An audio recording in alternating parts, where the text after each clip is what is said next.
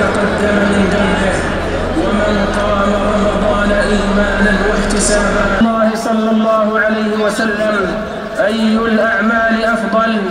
قال: إدخالك السرور على مؤمن.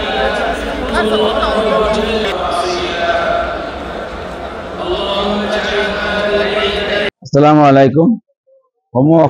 অসমবাসী ৰাইজলৈ পবিত্ৰ ঈদৰ শুভেচ্ছা যাচিছো। আমি আলামিন টুৰছ এণ্ড ট্ৰেভেলছৰ জৰিয়তে মক্কা মদিনাত আমি উমৰা হজৰ কাৰণে আহিছিলোঁ। আজি পবিত্ৰ মদিনা শ্বৰীফত নবী কৰীম সাল্লাল্লাহু আলাইহি ওয়াসাল্লামৰ পবিত্ৰ ৰজাত আমি ঈদৰ নামাজ আদায় কৰিছোঁ আৰু ঈদৰ নামাজ আদায় কৰি আমি বিশ্ব শান্তিৰ কাৰণে দোৱা কৰিছোঁ ইনশাআল্লাহ, আৰু সমূহ অসমবাসী ৰাইজৰ কাৰণে আমি দোৱা কৰিছোঁ।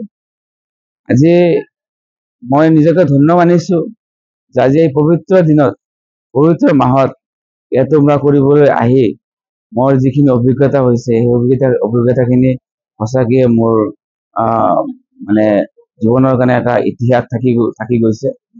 আজি খুব ভাল লাগিছে ইয়াত আহি পেলাই। হয়তো ইয়াত নাহিলে মই ভালকে বুজিব নোৱাৰিলোহেঁতেন, কিন্তু ইয়াত আহি এনেকুৱা ধৰণৰ উপলব্ধি হৈছে যে আজি পবিত্ৰ মক্কা আৰু মদিনা শ্বৰীফত আজি যি অভাৱনীয় ভিৰ, আপোনালোকে হয়তো নিশ্চয় গম পাইছে অলৰেডি যে কুৰুচৰ ওচৰা মানে অভিলেখ স্থাপন কৰিছে এইবাৰ উমৰা হজত, মানে পবিত্ৰ ৰমজান মাহত।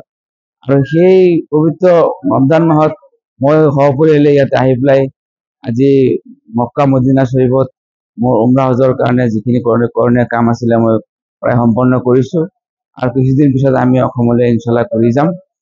সমূহ অসমবাসীলৈ আমি প্ৰত্যেক জেগাতে আমি দোৱা কৰিছোঁ, অসমৰ শান্তি সমৃদ্ধিৰ কাৰণে আমি দোৱা কৰিছোঁ। প্ৰতিটো জাতি জনগোষ্ঠী যাতে আমি ভাতৃত্ববোধ বজাই ৰাখি পেলাই আমি অসমখন আগুৱাই লৈ যাব পাৰোঁ, তাৰ কাৰণে আমি দোৱা কৰিছোঁ।